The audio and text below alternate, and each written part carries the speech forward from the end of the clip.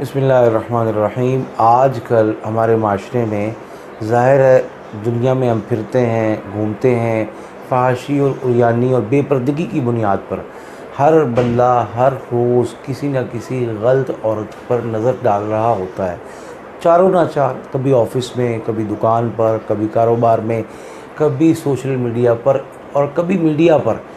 ایسے حالات واقعات پیش آتے ہیں جس کی وجہ سے بندہ یہ چاہتا ہے، ہر آدمی یہ چاہتا ہے کہ میری شریک حیات، میری عورت، میری بیوی، میرے ساتھ زندگی کا سفر طے کرنے والی پوری ان میجرمنٹس پر اور ان کرائٹیریا پر پوری اترتی ہو، جس میں کوئی ماڈل اتر رہی ہے، جس میں کوئی اینکر اتر رہی ہے، جس میں کوئی بازار میں آنے والی گاہک اتر رہی ہے، کپڑے سلوانے والی خاتون اتر رہی ہے۔ خلاصہ یہ کہ ہر بندہ یہ چاہتا ہے کہ میں ایسی پرفیکٹ بیوی سے شادی کروں جو میری ضروریات کا، میری خواہشات کا اور میری سوچ اور فکر کے ساتھ ساتھ بدلنا اور چلنا جانتی ہو۔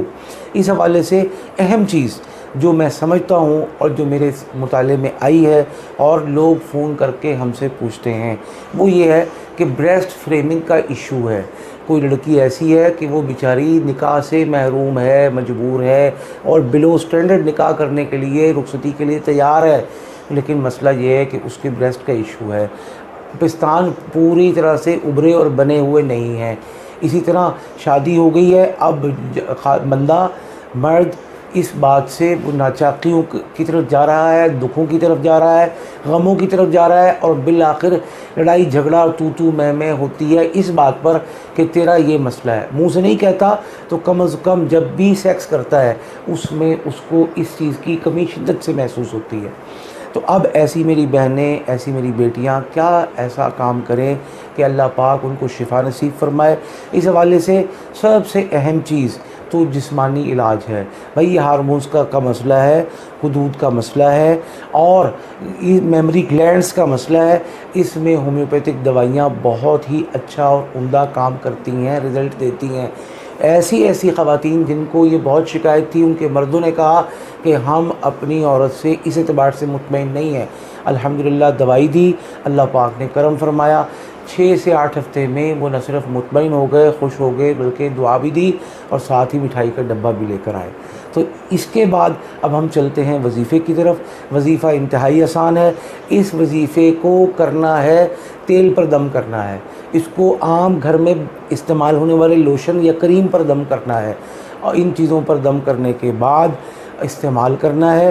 تو کون سی آیت ہے، کتنی دفعہ پڑھنی ہے اور کتنے دن پڑھنی ہے، یہ میں آپ کی خدمت میں عرض کرتا ہوں۔